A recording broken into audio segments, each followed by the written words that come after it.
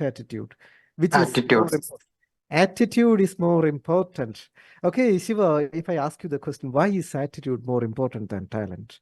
Because if he have the right attitude, everything will come on our way. So I prefer attitude is more important rather than skill, talent, any other skills.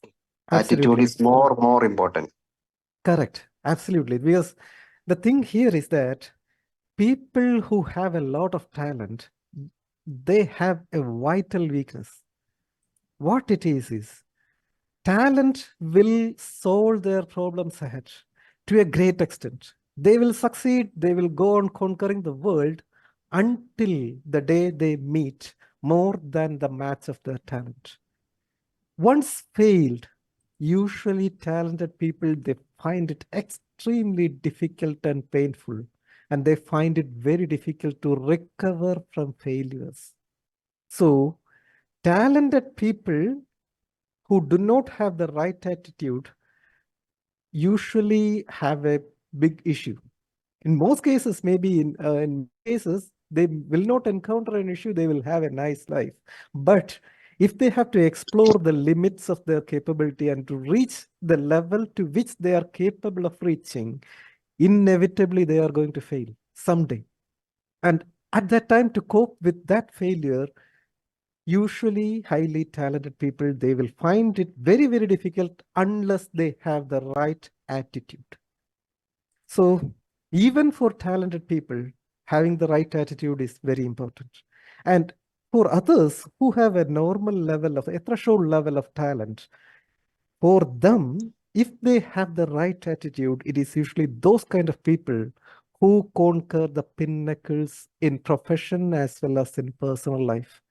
Usually, it is seen that it is not the most highly talented people who reach the highest levels of power and influence.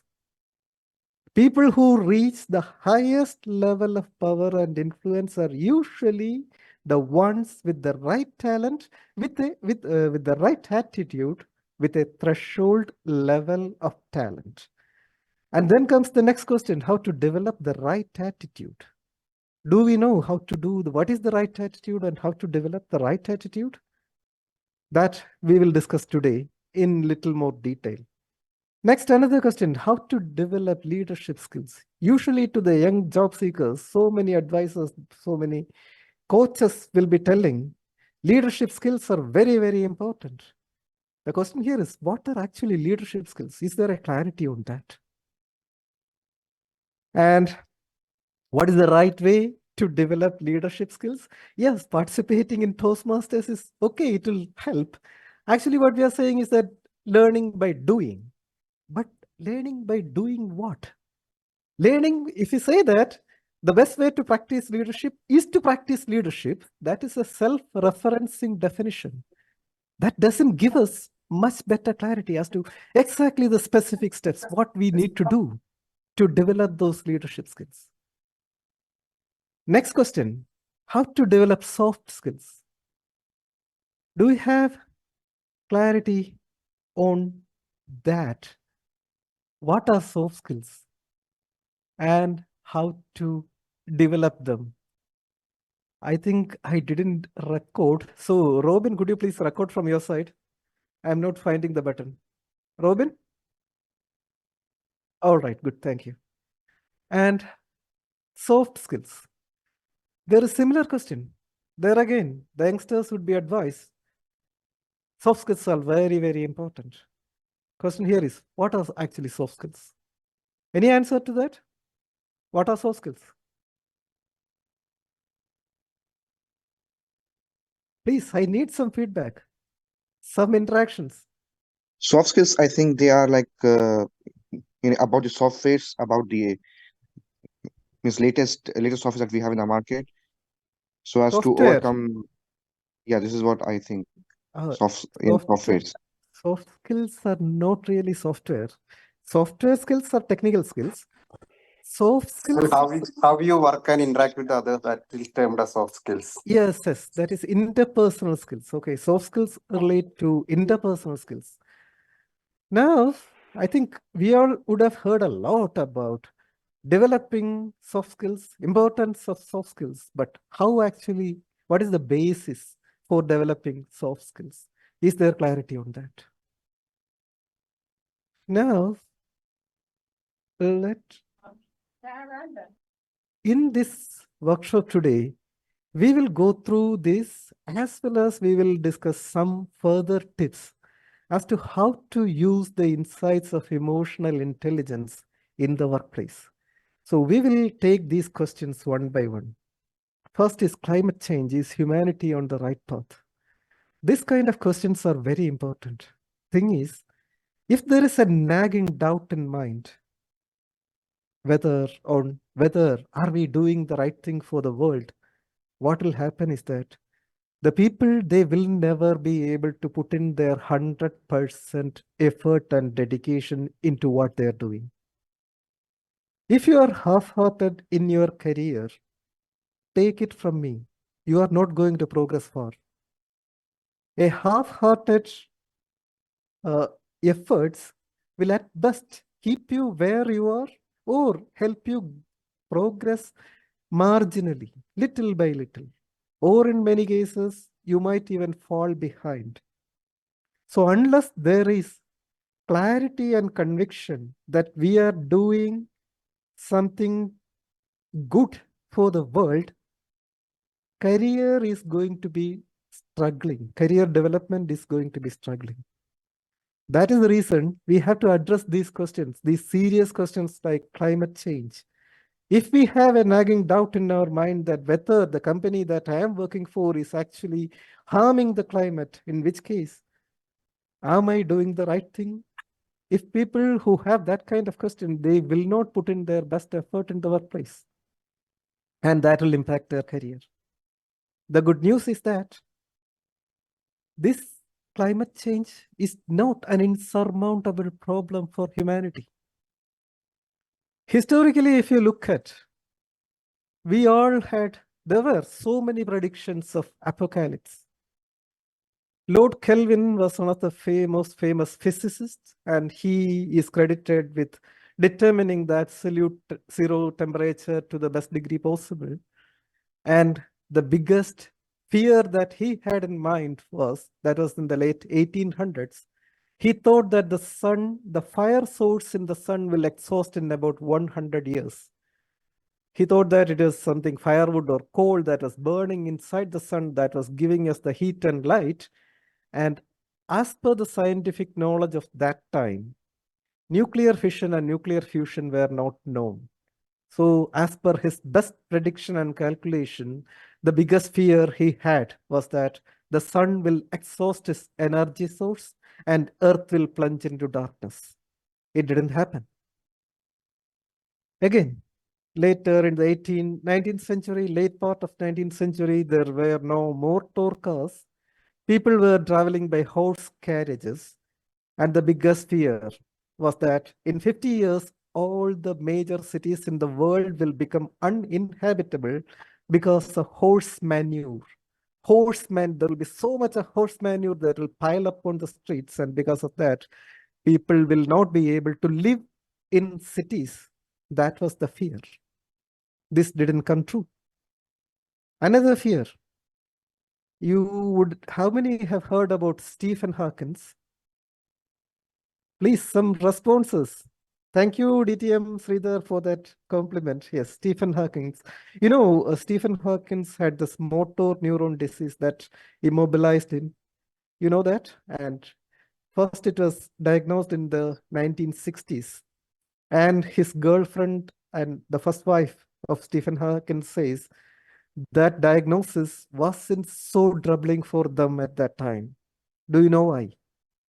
If you are diagnosed, if your boyfriend is diagnosed with a debilitating, serious, incurable disease, wouldn't it be devastating? But for Stephen Hawking's girlfriend, it was not so devastating. Do you know why? Any answers? He was in such a stage already, so there was No. He was healthy. He was active at that time. And the diagnosis said that over the years, his physical activities is going to deteriorate and he might not survive long. The reason was that at that time, the general sentiment was there will be a big nuclear war between the USA and the USSR, and that will wipe out humanity. And in front of that prospect, just a motor neuron disease that might deteriorate the muscles after some years, that wasn't a very big thing. So humanity has gone through this kind of doomsday sentiments historically. And climate change is one such thing. The fact is that the current day technologies are available, renewable source of energy like solar and wind, they are already cheaper than coal. And the way we have confronted COVID, we were faced with COVID, and within a matter of months, the vaccine was invented. Likewise, if humanity puts their minds together, climate change is resolvable. Therefore, do not be worried or do not have that nagging doubt and debilitating questions in mind. These challenges are, in fact, opportunities for the youngsters to make the world a better place. So have these questions out of the way. This is the first question. DTM Sada, any question here? Yeah, thank you, Harish. Is it okay to ask some question now? Definitely, please. Yeah, it's very nice to see your positive approach. Very fantastic that you are giving a very comfort that don't worry about that changes what is taking place. But one thing is very important. You are seeing the country, states, and some of the cities become zero water, and people are struggling. At least the day-to-day life become very horrible. And some cities, breathing is biggest problem. People are suffering. How do you see that this is not going to affect human? That's my first point. Is that there will be a solution. We are finding solution. The time to find a solution to the people struggling is a lot. Number one. Number two is the renewable energy is not at all cheap. That's why we are not able to make. It's my professional study of what I have done. Solar is not that cheap. Even though it's all free, but that is not easy to maintain, and it's not that. These are the 2 points I want to raise. Thank you. Thank you, DTM Sada. Very nice question. Dear all, it is these kind of interactions that will make this most useful. So there are first 2 questions. First is about the water scarcity and challenges that people face across the world. The fact of the matter is that never in history, humanity had a golden age better than the current day. If you go back to the late 70s and early 80s, until that time, there was not sufficient food being produced in the world that will meet the average daily requirement of the entire population on Earth. We have long passed that. Today, we are not hearing about famines that are caused by natural reasons. Today, famines are caused by wars. And today there is water scarcity in the world, but there are solutions around it. What I'm saying, I'm not saying that the challenges that we face, like climate change or the threat of artificial intelligence becoming more intelligent than human beings, they are real. I'm not saying that they can be ignored. What I am saying is that if we put our act together, if we work towards finding a solution, like the way we could face and overcome COVID, we can overcome these kind of challenges as well. And that is what history has shown. And never ever, please do not think that climate change is bogus. Climate change is a real serious issue. And it takes effort and action from each and every one of us. And that is what we should try. We should put in effort. We should try to learn. And we should work towards finding a solution. Instead, we shouldn't get disheartened and think that there is no point doing anything and this life is meaningless. And even if I do something that is going to cause something harm, if you think that way, that will make you struggle, that will make you feel sad, and that I don't think that is the right attitude. That this is my personal opinion. Okay. Okay, now let us take the next question. What is the right thing for me to do? And there are a lot of career choices ahead in front of the youngsters. And is there clarity? What is the right way you can choose the right career? We will discuss this in more detail today. And next, about talent or attitude, which is more important, we already discussed, and it is, in fact, it is attitude. And do not worry too much. Do not think that you do not have talent. Talent doesn't matter that much, because if you are already at this level, it means you have the threshold level of talent.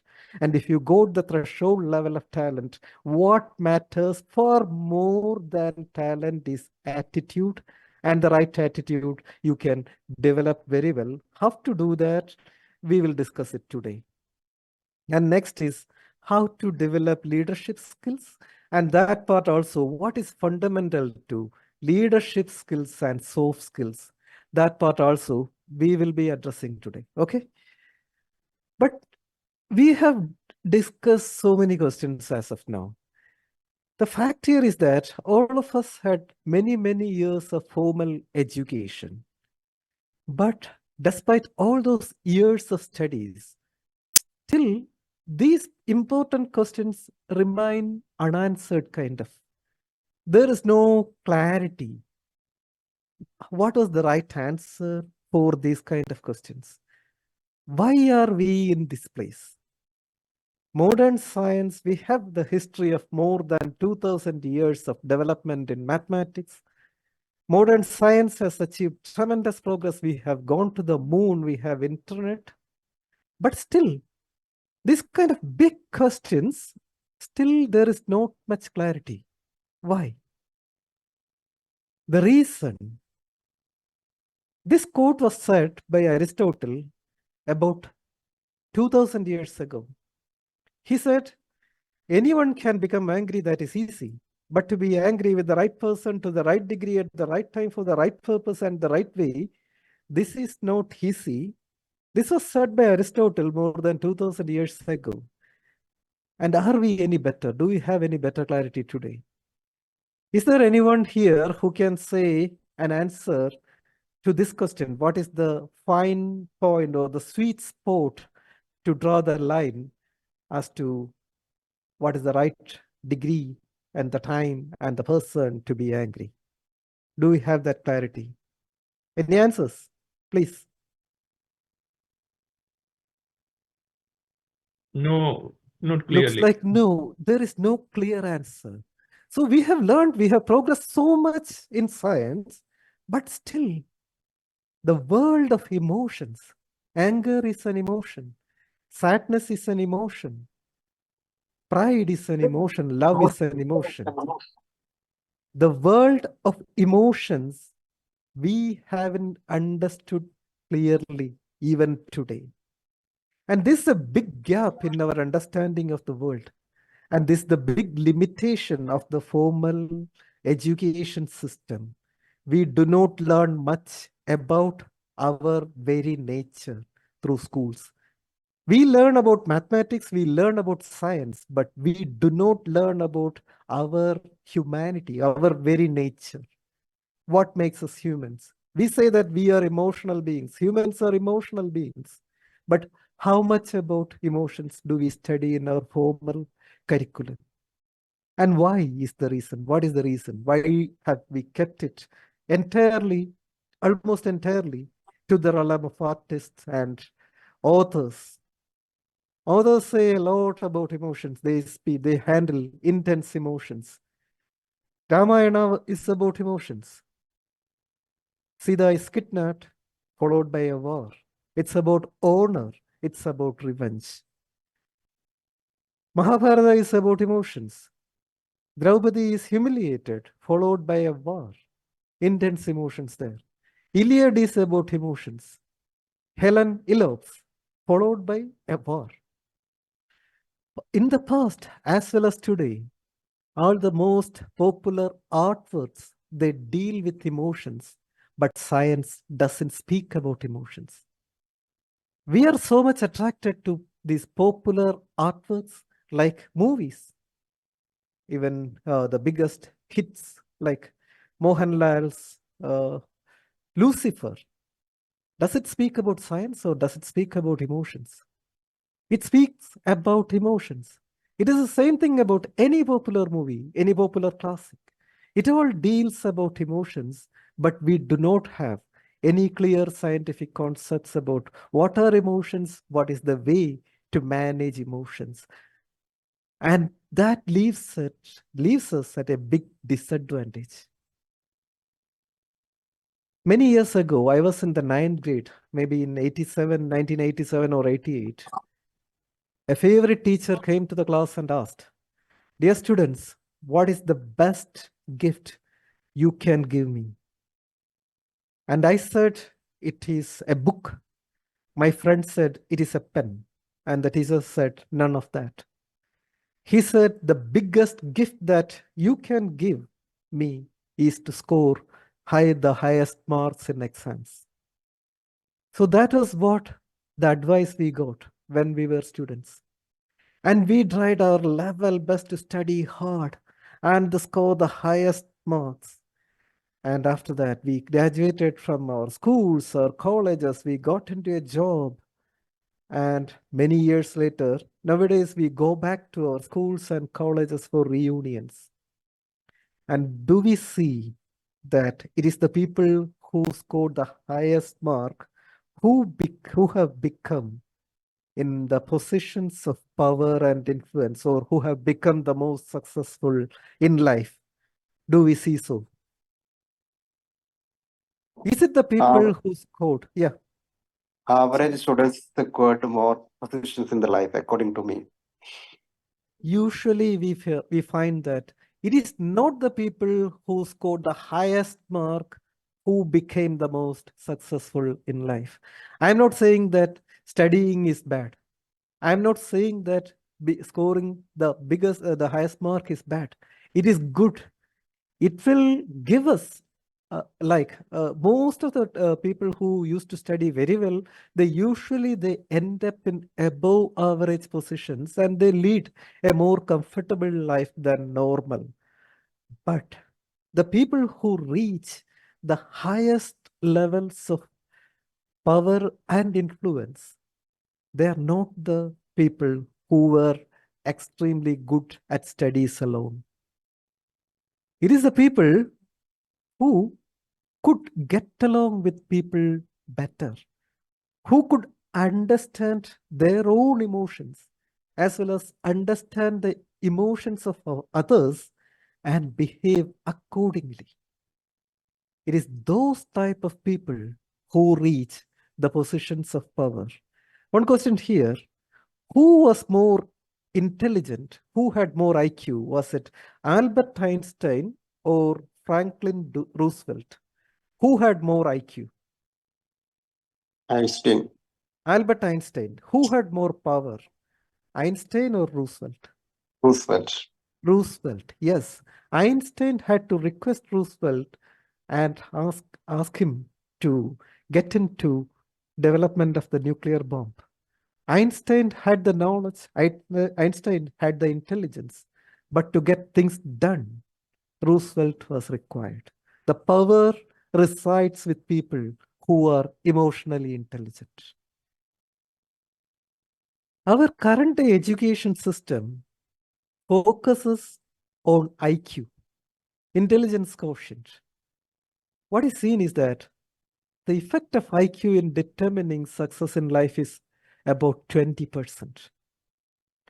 Bad news here is that there is no single factor accounting for the remaining 80%. There are so many things like economic background of the country, education level of the parents, income level, so many things influence the remaining 80%.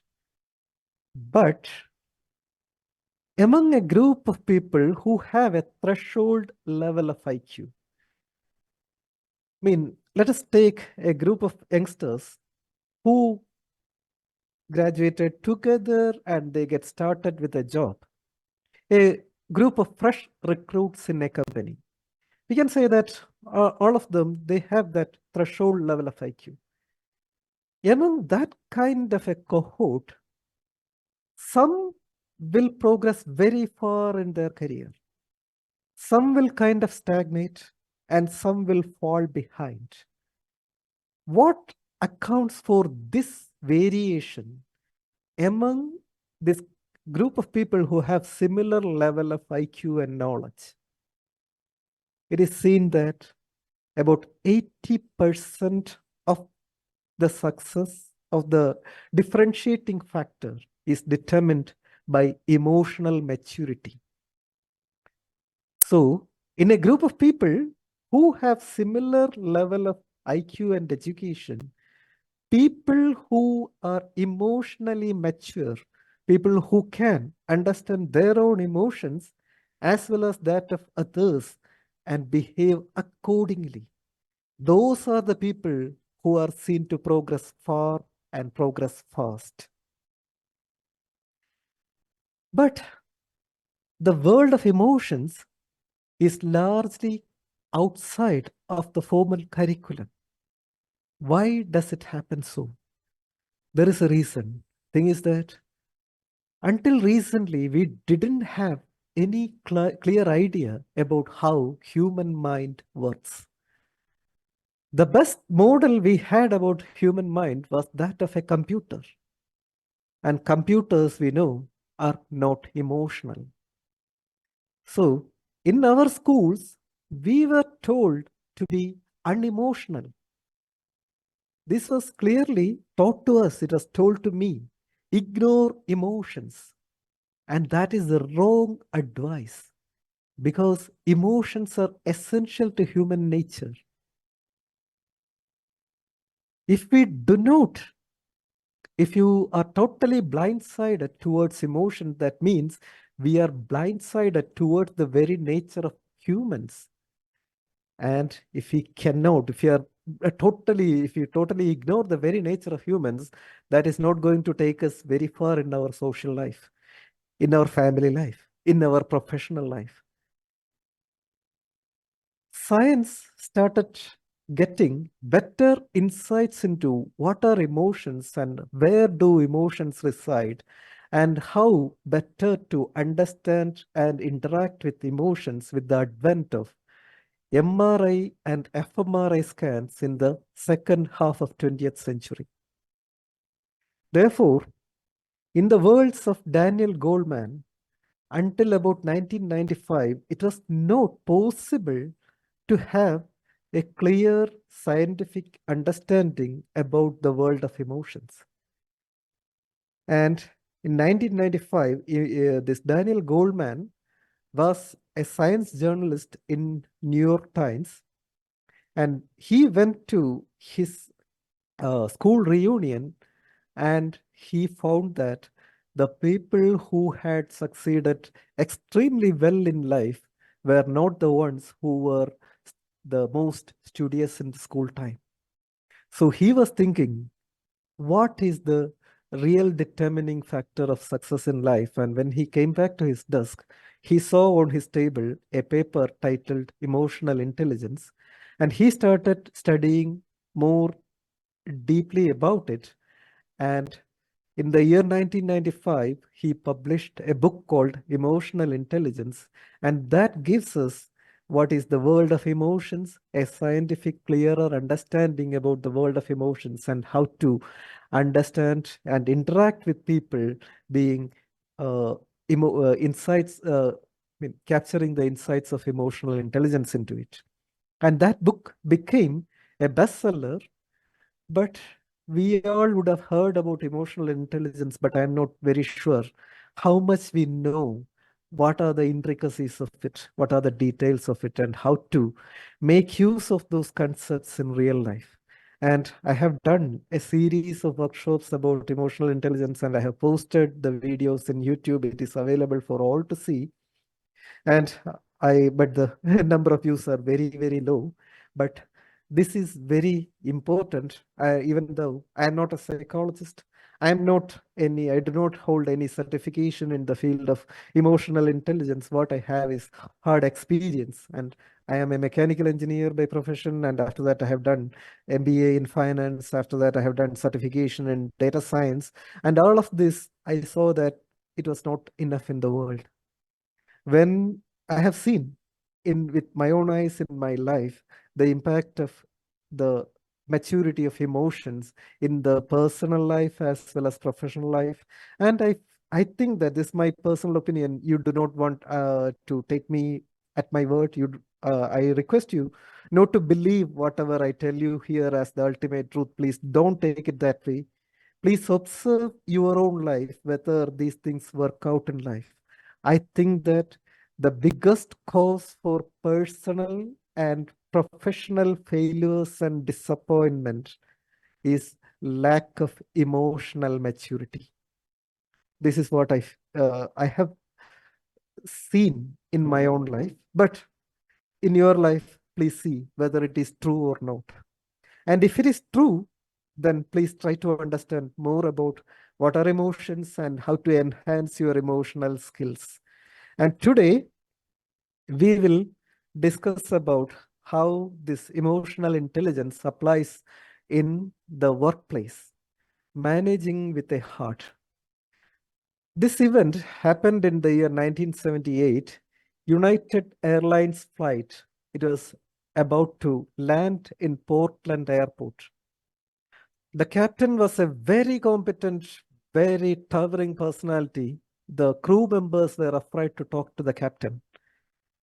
There was a technical issue in the landing gear, and the captain was obsessed over getting the landing gear perfect.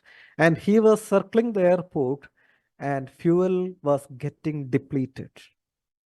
The crew members noticed that the fuel gauges are indicating very low levels and there is an impending crash, but they were afraid to talk to the captain.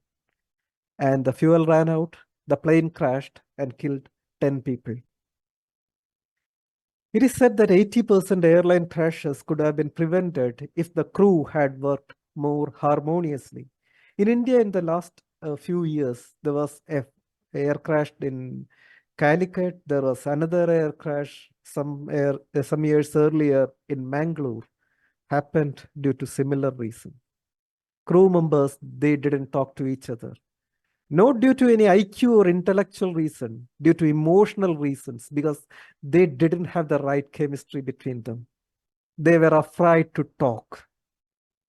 And it causes tragedies, not only inside cockpits, inside factories.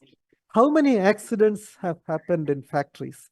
How many fatal medical errors have happened inside hospitals because inside the operation theater, the team members didn't communicate well? How many big, serious failures happen inside our academic institutions because of ego clash between faculty and students? How many times have we come across the stories of professional rivalry between leading scientists? There was a case where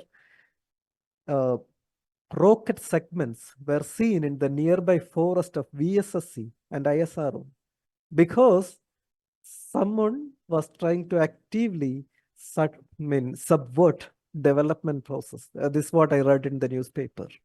Is it an emotional reason or an intellectual reason?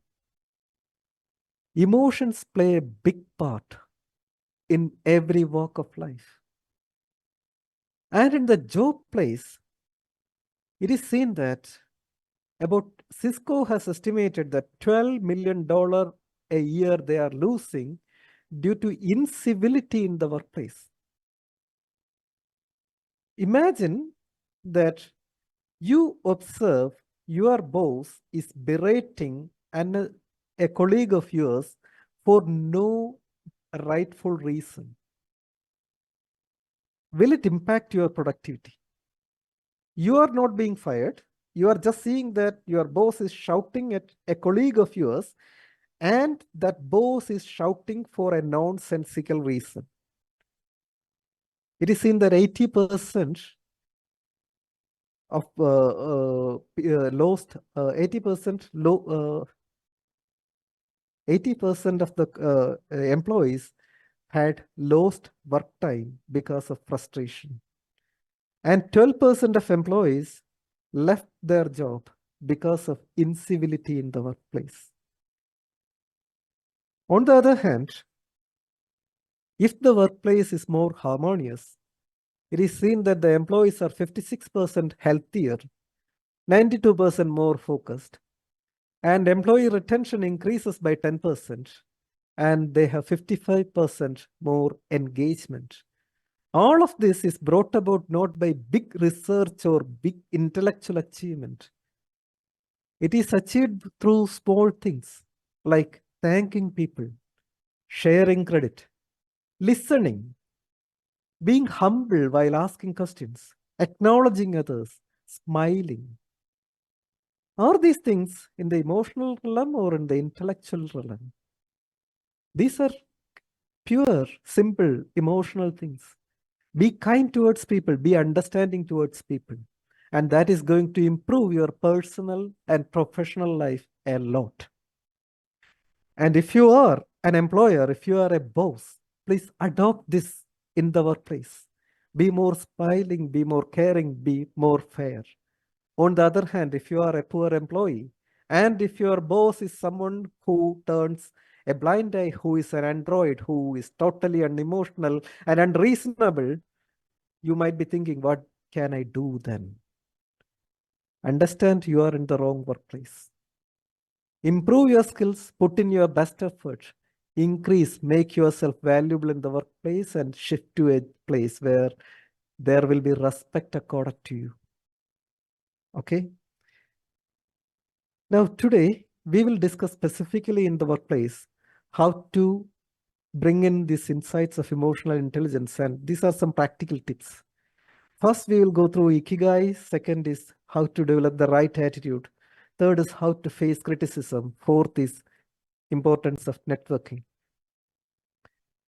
First is Ikigai. This is about finding the right career for you. Ikigai, it is a Japanese word. The meaning of it is a reason for being, the thing that gets you up in the morning. How to find the right career for you. Ikigai is a framework that will help you identify what would be the right career. Ikigai says, when you choose a career, consider four parameters. First is, you should do what you love. So if we ask people, many of the youngsters will say, I love football. So should football be their career? It is not at the right time to make the decision because there are 3 more filters to go through. The second question, choose what you are good at. It is not sufficient that you are passionate about something. Second is that you need to be capable of doing that. Even though you are so much passionate about football or music, but if you are not capable of playing well, football is not your career. Similarly, you may be so much passionate about music, but if you are not capable of singing well, music is not your career. Third is what the world needs. Maybe we are passionate and capable of doing something, but if it is going to harm the world, don't choose it as your career. Maybe you are very good at tricking people.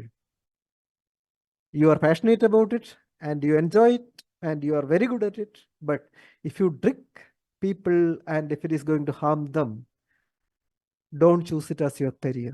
That will end you up in a disaster. That will take you to bigger issues later on in life. So the third question is it good for the world? And the fourth question, that is also very important. Maybe you have found something that you are passionate about and you are good and capable of doing it and the world needs it, but that is not enough. You should be able to make a living out of it. Otherwise, You will do a great deal of stuff, but you will starve to death. It shouldn't happen. So find out whether it will pay for you to manage your own living. If all these 4 parameters match, then that is the career you should choose. That this is the principle of Ikigai. Thing is that doesn't need to be constant across the whole lifetime. Maybe today you will find that the right calling for you, and that is that you love doing, that you are good at doing, and the world needs it, and that you can make a comfortable living out of it is some particular profession. And tomorrow, maybe a new opportunity will come. That is a better opportunity. When you run it through this, you may find that that suits you in better. In that time, your Ikigai can change as well. So this is the framework that you can adopt to find the right career for you. Any questions here, please? I would like to have some questions from the youngsters at least. Please.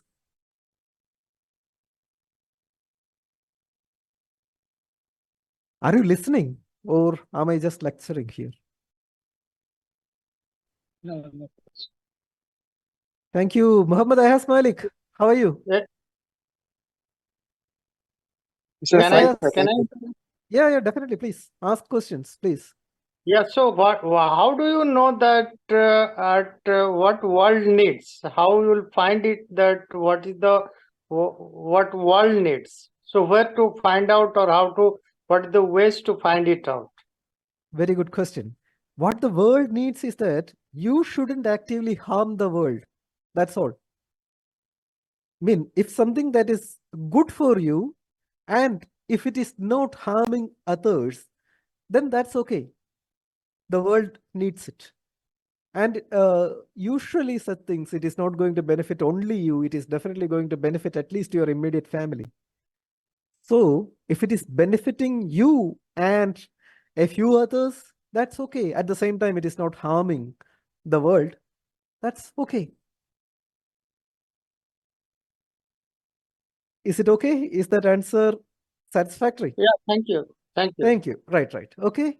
So now let us take the next step. What is the right attitude? Now, you know that this world, this is full of opportunities and the challenges that we can in fact take them as opportunities to do good things in the world. And you know how to identify what is the right career. Hello? Yes. And then how to get the motivation to perform in that area. I'm going to give you a very, very simple model. Okay. So if you follow, hey, Sujan, ready? Please mute yourself unless you want to ask a question. Okay. So just follow the simple steps, and it's a surefire way to take you. There is a twist in it. Okay. Take you to your goal. All that you need to do is just these simple things. First, you set a goal. Second, you make a plan. Third, you get to work on that plan.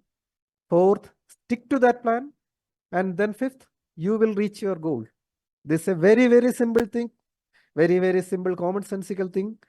If you follow that, for sure, you are going to reach your goal. So all that you need to do is set a goal that fulfills that 4 criteria that we went through earlier. You identify your right career, then in that career, you set a good lofty goal for yourself. Then if you follow these steps, definitely 100% you are going to reach there. But the thing is that it will not work.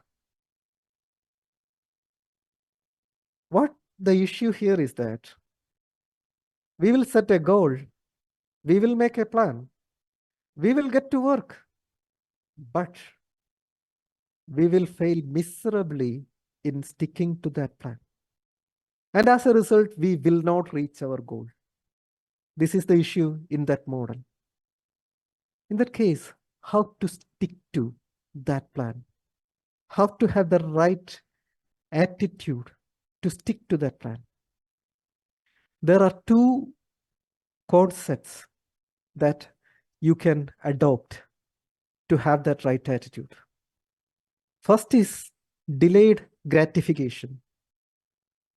This was a test, an experiment conducted among 4-year-old children in Stanford University. These children, they were given one marshmallow, or you can say one chocolate, and they were told, you shouldn't eat this chocolate. The experimenter said, I will go outside and I will come back after some time. Until that time, you shouldn't eat this chocolate.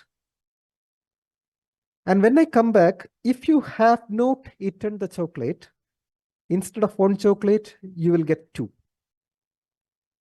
Saying this, the experimenter left the room and they returned after about 15 minutes. About 30% of the children, as soon as the experimenter left, they had that chocolate. About 30% of the children, they tried their level best to fight that temptation not to eat that chocolate, but they succumbed. They had that chocolate before the experimenter returned. The remaining approximately 30% of the students, they succeeded in holding their temptation. They didn't eat that chocolate until the experimenter came back and they got those 2 chocolates. The big insight came after about 12 years. These children were tracked, and after about 12 years, when they were observed, it was seen that the children who could overcome that temptation and wait until the experimenter came back, they were performing much better academically and socially in their home as well. They had better friends. They were more outgoing. They had better test scores and all. And this is called delayed gratification. If you have a lofty goal, if you have a worthwhile goal to achieve in the future, and if you want to work towards it, but there is something that is immediately in front of you, distracting you from it. If you have the ability to keep aside that distraction and focus on working towards your worthwhile goal, that habit will put you ahead of majority of the population. It will put you maybe in the top 2% in the world. This is delayed gratification. In our real life, maybe for the youngsters, you might have some competitive exams where for that you need to prepare very well. And you want to study well and prepare and crack that competitive exam. At that time, there is a WhatsApp notification in your mobile phone. And you look at the WhatsApp and that takes you into another link. You watch something, you get into a video game. This is distraction. And there you are succumbing to immediate gratification. That will not take you far. Another insight that came from this same study was that they observed the students. How could they delay these gratification? Those students who could win those 2 chocolates, how actually they managed to do that? What they found is these students, they didn't look at the chocolate. They were not looking at the immediate gratification in front of them. They ducked under the desk, or they moved to the window and looked outside until the experimenter came back. They kept that immediate temptation out of sight and out of mind. This is the technique for mastering delayed gratification. If you want to study, if you want to focus on your study and your mobile notification is a distraction, Switch off your mobile and keep it inside a cupboard and lock that cupboard. Keep all distractions away. If you are attempting to do weight loss, and on your table, if you keep fried chicken and ice cream, your weight loss program is a failure even before it started. Clear of your refrigerator and home of all this high-calorie bad food. Stuff your refrigerator with vegetables and fruits. That way, you will not get distracted away from your weight loss goal. So keep the distractions out of sight. And that is the technique of mastering the skill of delayed gratification. And if you develop it as a habit, that will take you to the topmost percentiles of people in the world. So that is the first concept of having the right attitude, that is delayed gratification. Any questions here? No. Okay, but there is a question. Because many years ago, Aesop told us, a bird in hand is worth two in the bush.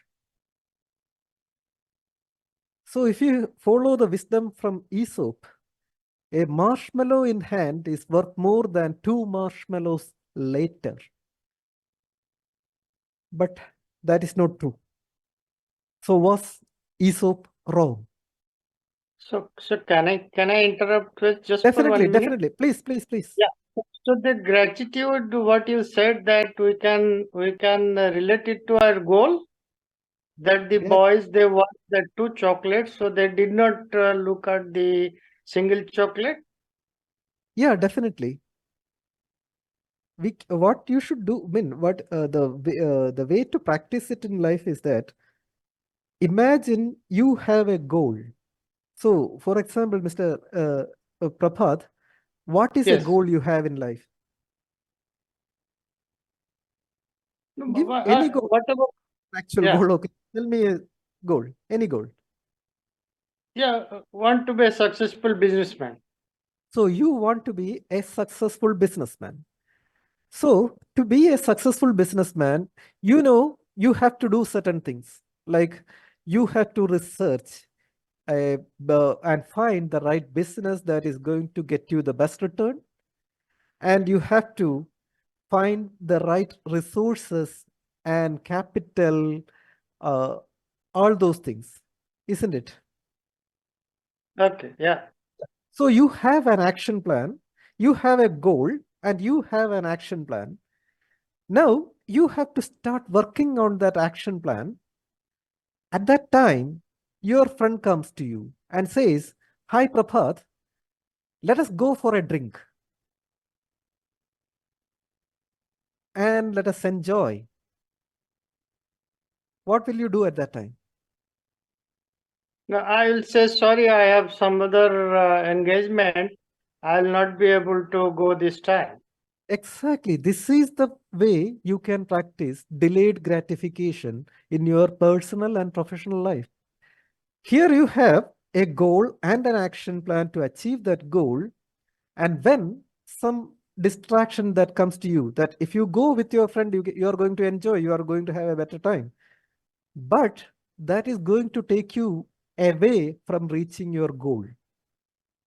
So what you have to do at that time is to say no to that distraction and keep focusing on your goal and start working and work towards achieving that goal. That's how simple. Correct. Thank you. Okay, right, okay. But now the question here is that, was Aesop wrong? So had it been Aesop, Aesop would have told that, don't worry about building a great business empire tomorrow. We may die the next moment. So better go and have a nice time with your friends. have that drink. Is that philosophy wrong? The thing here is that we need to understand in what context Aesop said this. Aesop lived more than 2,500 years ago, and Aesop was a slave. And for Aesop, if someone told Aesop, "Oh, Aesop, don't eat this chocolate now. You wait until I come back. And until that time, if you don't eat, I will give you two chocolates." If Aesop doesn't eat that chocolate immediately in front of him, 2000 years ago, food is a very scarce substance. Someone else, as soon as Aesop turns his eye away from that chocolate, someone else is going to grab and have it. And Aesop is a slave. If the person who promised Aesop 2 chocolates, if he doesn't turn up, Aesop cannot go to court and sue that person. Aesop is just a slave. He's a dependent guy. So for Aesop, the very for essential survival, he needs to immediately make use of the food that comes his way. Waiting for a future reward is a luxury for Aesop. And at that time, life expectancy is also very, very small. If this year there are 100 people, next year maybe only 50 of them will survive. That is not so in current day. If there are 100 students enrolling in first standard today, I think about 99% of them will be graduating from college. Life expectancy is more. So, delayed gratification and working towards a worthwhile future goal is much more practical and rewarding in current times. And that was not so at the time of Aesop, and that is the reason Aesop said, "A bird in hand is worth 2 in the bush." We shouldn't be distracted by that proverb. All right. Next concept about getting the right attitude. For that, can you identify who are these 2 boys? Yes, yes. Yeah, Sachin who are they? Tendulkar. Vinod Kambli. Sachin Tendulkar and Vinod Kambli. Sachin Tendulkar. Yes, yes. We all know about them. They set a world record of 664 run partnership in high school match in the February 24, 1988. Sachin Tendulkar scored 325 not out, and Vinod Kambli had scored 349, a full 24 runs more than Sachin in that match. Madan's, Chandralal sir, any questions here? No question. I was just Okay. telling that I Okay. know both of them. That's all. Okay. All Please. right. Yeah. Thank you. Yes, yes, yes. And we know Sachin became the god of cricket. But what happened to Kambli? Harsha Bhogle says, Harsha Bhogle is the cricket commentator. He says, once the West Indies had bounced him out in 1994, Kambli was not the same player. He played his last test match in the year 1995.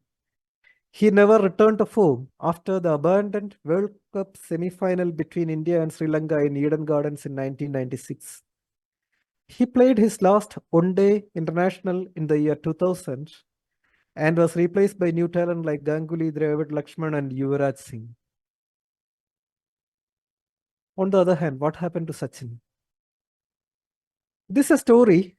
This is a real incident that actually happened with Brad Hogue, and thanks Aditya Manoj for giving me this example. Brad Hogue dismissed Sachin Tendulkar in 2007 in one of the matches. And after the match, Brad Hogue had a picture of that dismissal, and he went with that photograph to Sachin and asked him to autograph that photo. Sachin signed and wrote there, "Never again, mate." After that, Sachin and Brad Hogue came face to face about 13 or 14 times. And never again was Brad Hogue able to dismiss Sachin. Is there a difference in attitude that we see here? When Yes. yes. Thank you, Manoj. Yes. So, when we are faced with criticism and failure, we can take it in two ways. When Brad Hogg dismisses Sachin, Sachin can think in two ways. Sachin can think that, oh, I got out. He took my wicket because I am a bad batsman. I am not good enough to face the kind of Brad Hogg. If we think that way, it is called shame. Shame is thinking, I am bad.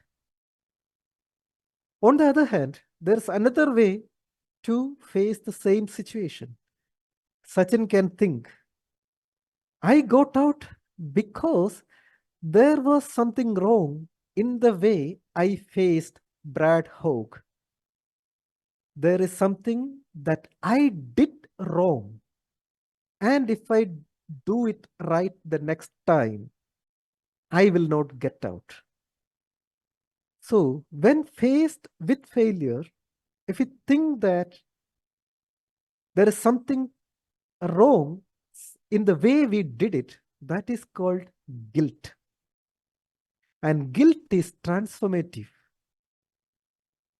Emperor Ashoka, after the Kalinga War, he was not ashamed of himself.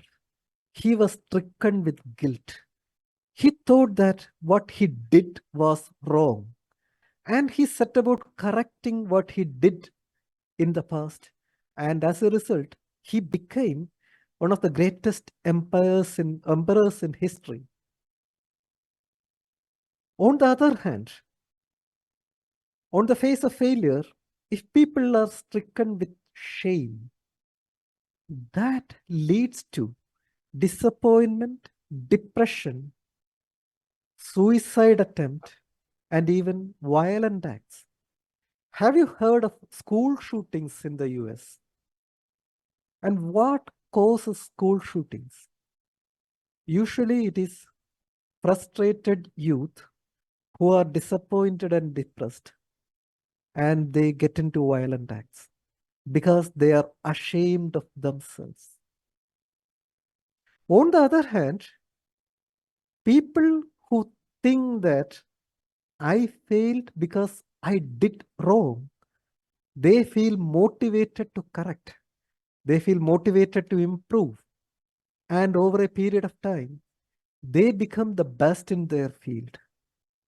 And this is just a subtle way in the way we think, we frame failure. But that has got a very, very profound impact in life. For example, imagine a husband.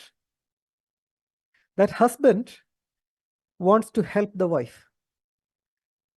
He comes to the kitchen, takes a plate and starts to wash it, but he drops that plate on the floor and the plate breaks. Seeing this, if the wife tells the husband, what good are you? You are not even good. You do not even know how to hold a plate in hand. If that kind of a feedback is given to that husband, what will be the thought process going through the mind of that husband? He will think, oh, I am not good even to hold this plate. So the next day, will that husband feel motivated to come back to that kitchen? No, their motivation will be reduced. Maybe after 1 or 2 days, they will not even, maybe the next day onwards, they will not even come to the side of the kitchen at all. On the other hand, if the wife told the husband, oh, you held the plate the wrong way, please hold it firmly this way, and this is the way to rightly clean the plate. If that way the feedback is given, what will the husband think? I can do it. I can improve. So will the husband feel motivated to come back to the kitchen the next time? Imagine the motivation improves just by 1% per day for the husband. And he improves the way he washes the plate.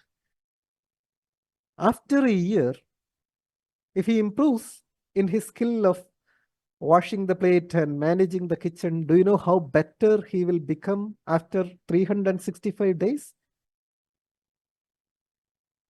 Any answers?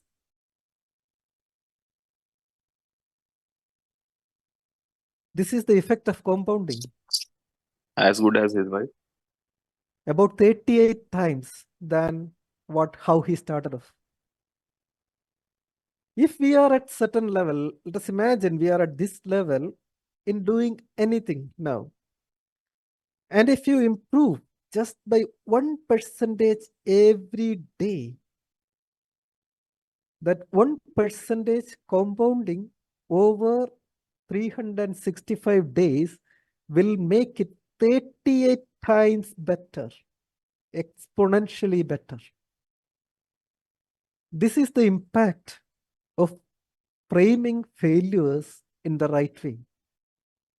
So whenever you are faced with disappointment and failure, think that failure happened because I did something bad and try to improve it. And over a period of time, you will be kind of a force of nature in your field. Nobody will be able to prevent you or contain you. On the other hand, if you think I failed because I am bad, and as a result, that motivation decreases just by 1% per day.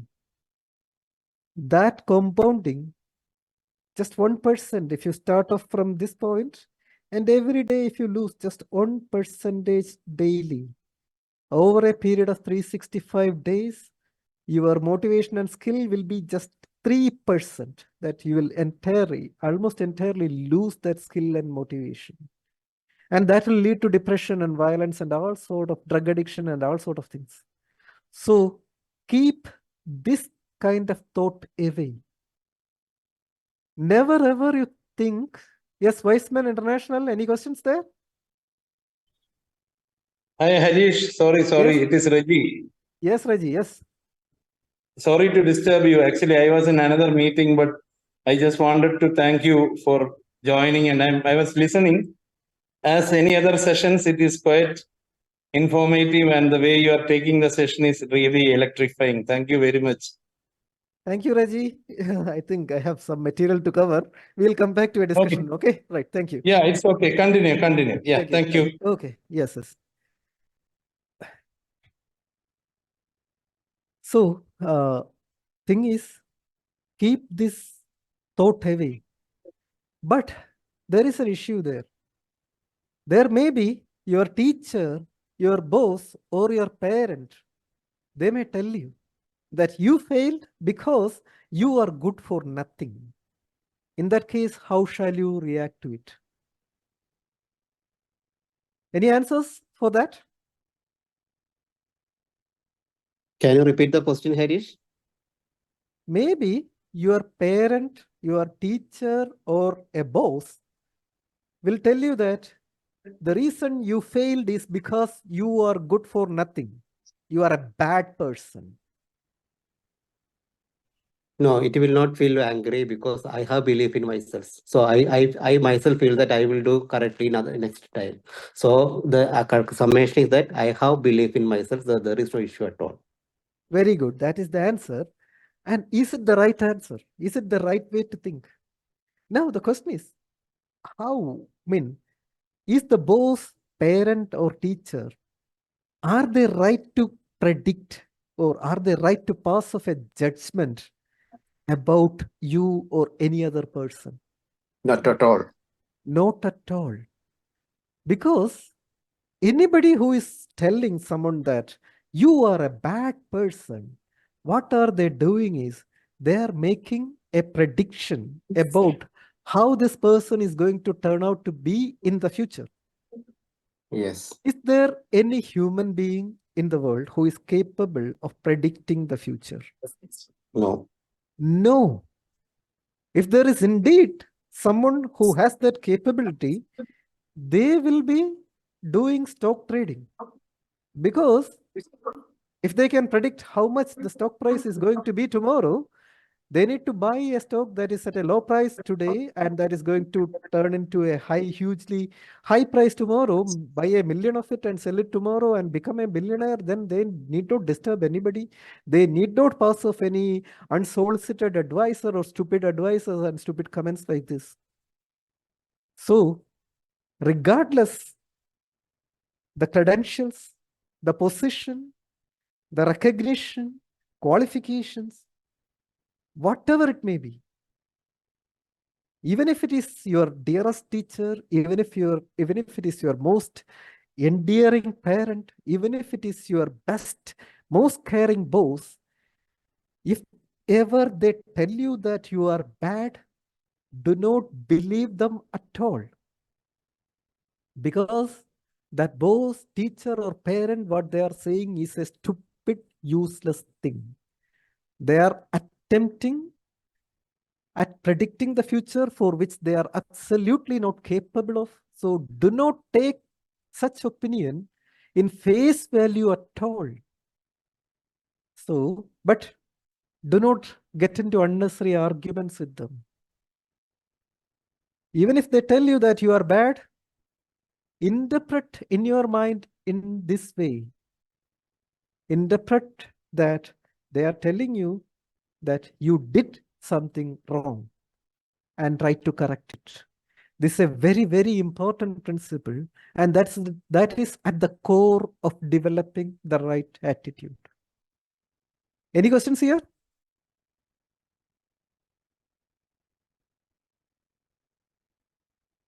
No questions? Okay. Now let us get into the next one. This is very relevant to the workplace, how to handle criticism. So are you a boss who gives this kind of criticism? I am terribly unhappy about you. Or are you a subordinate who faces this kind of criticism? And in which case, what is the right way to give criticism as well as face criticism? So this is not the right way to give criticism. Never give this kind of criticism. Never tell them that you are bad or I am terribly unhappy. That is not the right way to give a criticism if you are a boss. The right way. Oh, okay, sorry. Let me unhide it.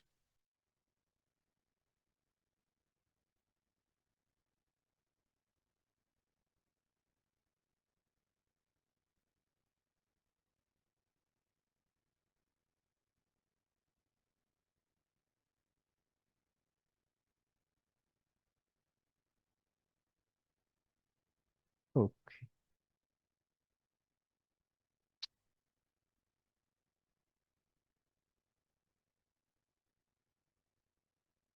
Just a minute, please give me a second to get this right.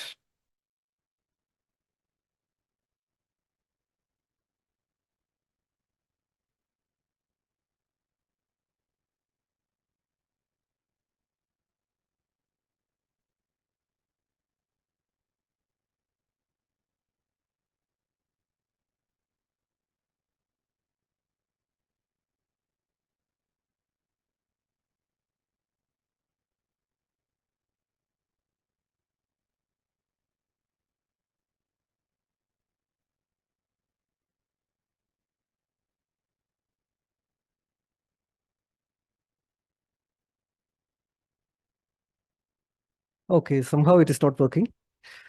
All right. The right way to give criticism is to be specific.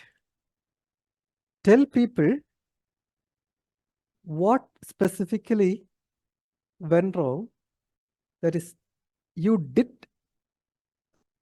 X and the right way to do it is, and as a result, there was an issue like this, and the right way to do it next time is to do it this way.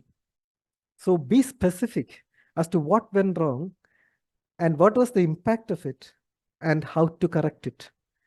That is the way to provide criticism in case you are a boss. And on the other hand, if you are a subordinate and if your boss gives you stupid criticism like this, try to reconstruct that criticism in this way. Try to understand what went wrong and what was the impact and what is the way to correct it. And second, how to face that criticism. The principle is the same as we discussed earlier. Always think failures and disappointments and criticism are caused by something that you did bad and try to correct it. And never ever think that failure or criticism is caused by something inherently bad or wrong in you. In fact, there is nothing inherently bad or wrong in any individual. Never ever think you are inherently insufficient for anything. Everyone is endowed with capabilities, and if once you identify the right career for you, if you put in the effort, constant effort, and keep on improving, you will be one of the best in that field, and that is a given. And next is the importance of networking. There was a study conducted at Bell Labs, and they tried to find out who actually became the star performers. What they found is that the star performers were not outstanding in terms of IQ or expertise. The star performers had good rapport with a network of key people.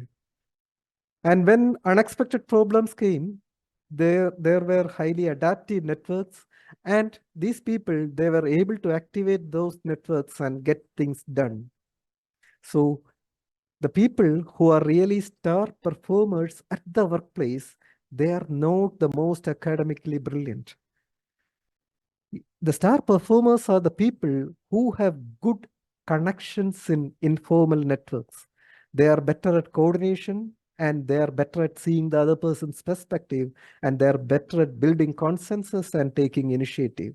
The sad fact is that our formal curriculum doesn't teach us how to build connections, how to be better at coordination, how to see the other person's perspective, and how to build consensus. We learn a lot about maths and physics, but apart from after gaining those skills in maths and physics, to survive and thrive in the workplace, it is very essential to build these kind of capabilities as well. And these skills are based in the realm of emotional intelligence. Therefore, the basis of leadership skills and soft skills is actually arising from the world of emotions. If you gain a better, clearer understanding of emotions and emotional intelligence, that will give you a very solid foundation in the field of soft skills as well as leadership skills. And this book is a very good read. And I have done these workshops, and they are available free in YouTube. So I will share those links. Please go through it. And as I said earlier, never ever take my word as the last word in this field. Try to observe it in your own life, whether it is true, whether it is practical, whether you can adopt it, and whether it has a beneficial impact in life. And if it is so, please practice it. And I think if it is so, it is better if you can spread the word to others as well. I think this is something that is largely outside of the curriculum and consciousness of our society. And people who are, once they are gain better clarity as to this world of emotions, I think the whole world will become a better place. And there is a concept called group IQ. This is also about leadership. Imagine there are two teams. First team consists of a normal man and a normal woman, that is team A. And the team A is competing against the team of Superman and Superwoman. Which team is going to win? Team A or Team B? Team A. Team A will win. Why does Team A? Team B is Superman and Superwoman. Doesn't matter. Why? There should be a reason for it. Like, see, Team B, they're superwomen. The one person, that one superpower of the superwoman will be sufficient to annihilate the entire Team A. In that case, how can you say that Team A is going to win? I always with Team A. Okay, you let yourself be with Team A, but what is the reason behind? Anybody who says, yeah, Emotional intelligence. Emotional Okay, attachment, see, emotional see. balancing. Okay, but we cannot presume that it is so. But let me. The reason why Team A can win is like this: if Team A is a harmonious team, and if they work together. On the other hand, if Team B is having internal fight, what will happen is that Team A doesn't need to compete. Team will destroy itself. So this is the importance of group IQ and leadership skills in a workplace. We may have a group of highly talented people, but if there is no harmony in that team output is going to be very, very low compared to what they are capable of. Therefore, people who have that emotional intelligence, they will rise to leadership levels, and they will be the ones who will lead teams. They will be the ones who will be in positions of power and influence. And that is the importance of emotional skills. And if you master it, for sure, it is going to take you better and happier in personal life as well as professional life. As I said in the beginning, I think in most cases, failure and disappointment in personal and professional life is caused mostly due to incompetence in the emotional realm, not in the intellectual realm. And this is an example of the impact of networking. Henry Ford, was one of the richest men in history. And there was a criticism against Henry Ford. People said that Henry Ford doesn't know anything by itself, but he is very rich purely by luck. So he gave an audience to a group of reporters and asked them to ask him many questions. So the reporters asked him many questions. What Ford would do is he would call one of his subordinates and get the right answer and provide to them. Finally, at the end, the frustrated reporters asked him this question: how many soldiers did the British send over to America to put down the rebellion of 1776? To that, Ford gave this answer: if I should really want to answer the foolish question you have just asked, or any other question you have been asking me, let me remind you that I have a row of electrical push button on my desk. And by pushing the right button, I can summon to my 8 men who can answer any questions I desire to ask concerning the business to which I am devoting most of my efforts. Now, will you kindly tell me why I should clutter up my mind with the general knowledge for the purpose of being able to answer questions when I have men around me who can supply and any knowledge that I require? Henry Ford was not the most knowledgeable or the most intellectual person, but he had the ability to bring to his command the highest level of intellect available in the world. And that skill comes from the ability to understand our true nature as well as the nature of others, the ability to relate and manage interpersonal interactions. And that is the importance of emotional intelligence. And these are some tips you can utilize that in professional life. And that is the end of the material. If you have questions, please, we can discuss it now. Harish, I have one question. Please, yeah. Yeah, it's actually, thank you very much for that very insightful workshop which you have provided us.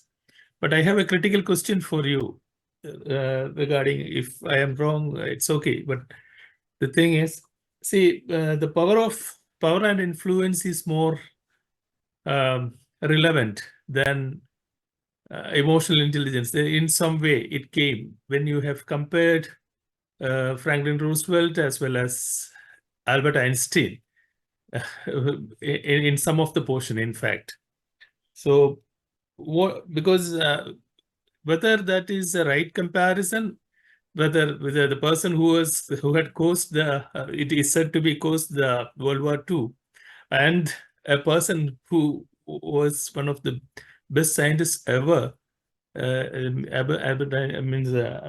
Einstein, whether that comparison is that a good comparison there? It's my question actually. In fact, whether that is important in life, whether the power and influence, if those people are more relevant than a person who is with a common man with a better thinking. That's my question.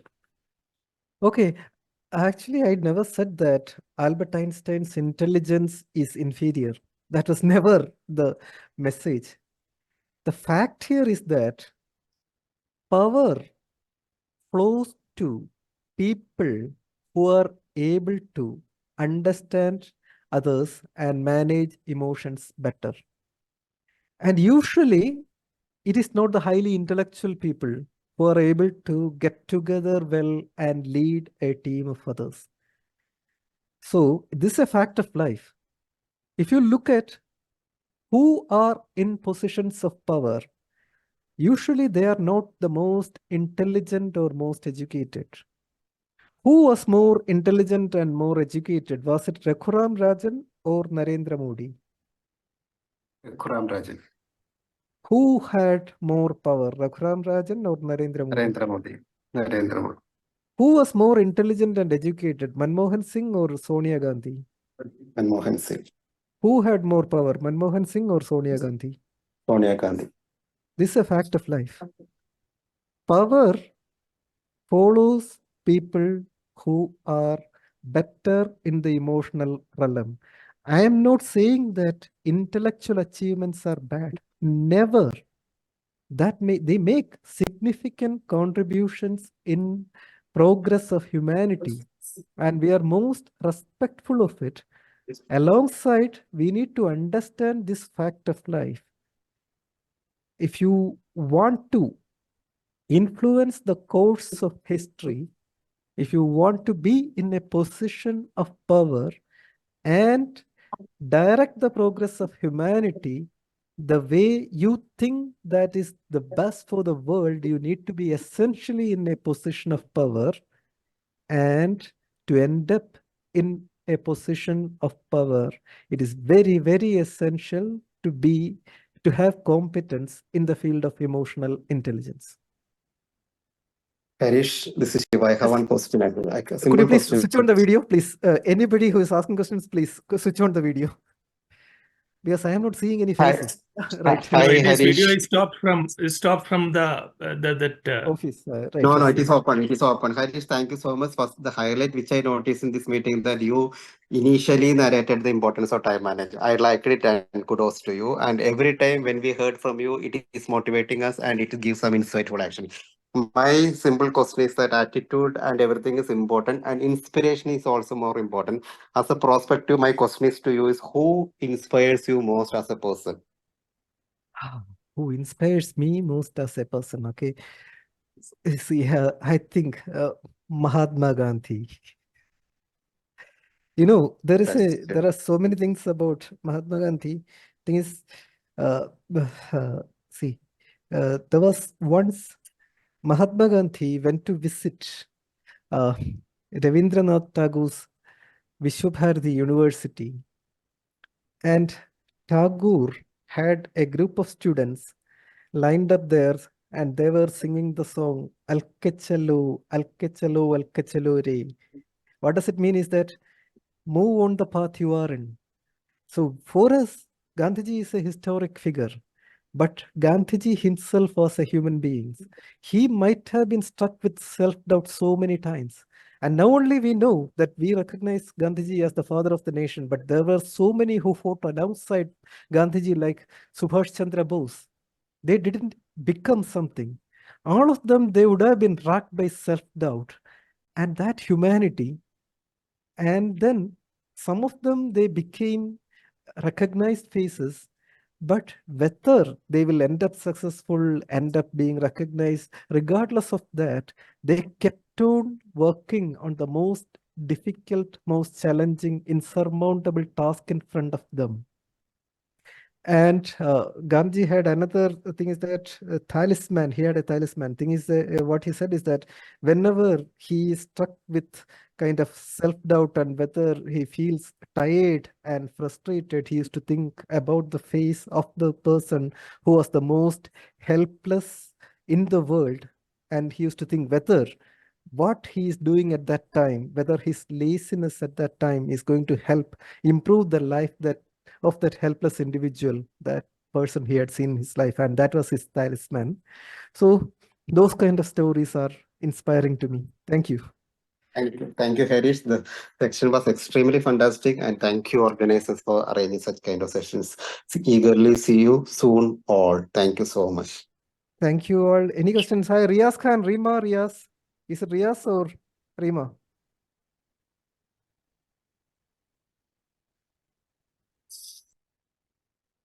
Any more questions? Dear DTM Sridhar? Such, I was inspired by this presentation, and it was amazing. I will.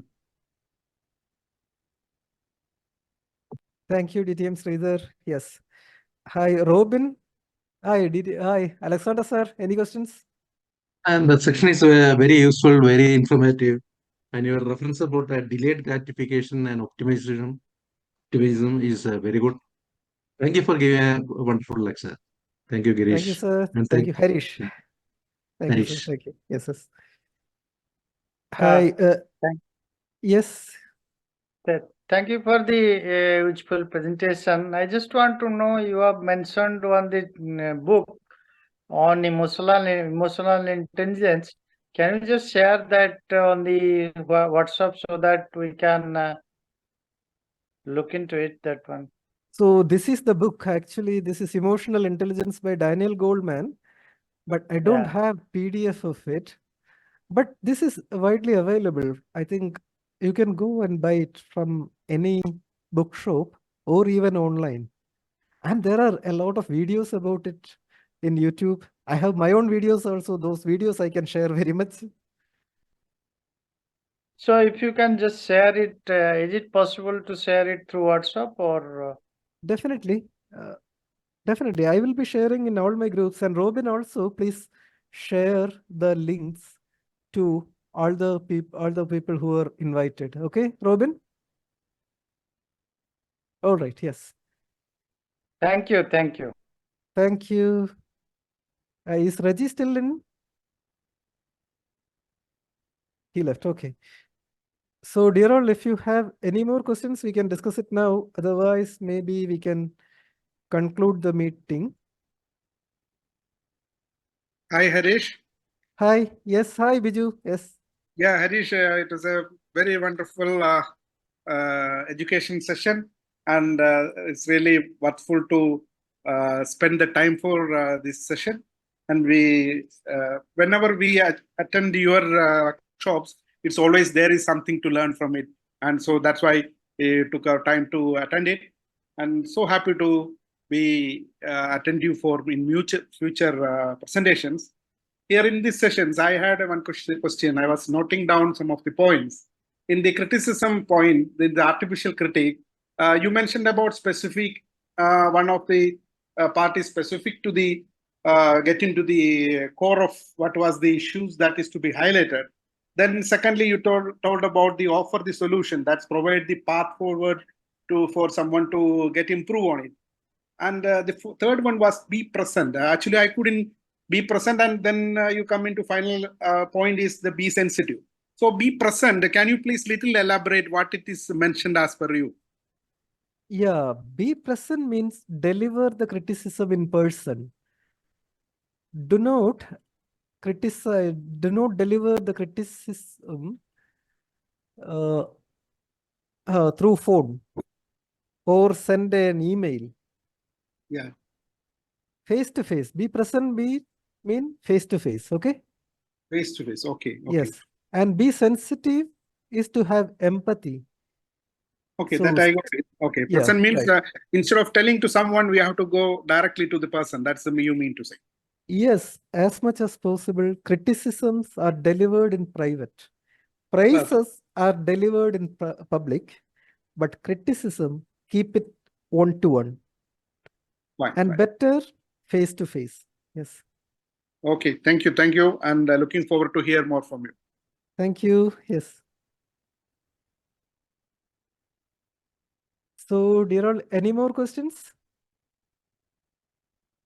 No, Harish, thank you. Thank you. Thank you. Thank you. Hi. Robin, I think Thank in you, that Harish. case, yeah. Hi, Mr. Anish, could you please switch on your video? Actually, I'm not able to because I Yeah, was yeah. trying to switch on See, my video, but we are switched off by the host actually. So no, that is actually, why we were not able to come. yeah. The host has muted It is us. not like that. We are able to switch on our cameras and No, it is coming as you cannot start your video because the host has stopped it. Anyway, we are ending it. Okay. Yeah. Okay. Okay. Only one point. Can you share this presentation? Right. Have you Right, recorded? definitely. Yeah, it will be Is shared. this Yes. presentation recorded? Yeah, it is recorded by Robin. So Robin, But Robin, it would be if you great link if to the you can share it in presentation, the put group. it as Yeah, yeah. thank you. Thanks, Robin. so we No, can say now, let it be like, public. as you said, Robin, have please share it to like all the the blood groups. No issues. Okay. and I have All asked right. help Okay. in controlling the blood flow to recording. the epidemic, and it can also help by vasoconstriction and vasodilation, I didn't get the question. Atiya Begum, what was and the question? it helps in the muscles relaxation and contraction, and it helps to maintain the homeostasis. Is it a question or a discussion? Looks like it was not a question to me. Right. Hi, DTM Sridhar. I'm fine. Atiya Begum, I would like was there a question? No. Okay, yeah, DTM Sridhar. No, I just would like to see the recording. It was a wonderful session. It will was be wonderful. posted. It will be shared. Yes. Yeah, it's a wonderful session. Looking forward for more such Sure. events. Yes. Thank you. Really. I will talk to you later on. All Okay. right. Yes. Thank you. Thank you. Yes. Hi, Robin, I think we can conclude the meeting. So please share the video. What I usually do is I upload it in my YouTube channel and share the link. And whichever way you choose to share, that's fine with me, Robin. Okay. Okay, then can we conclude now? Okay.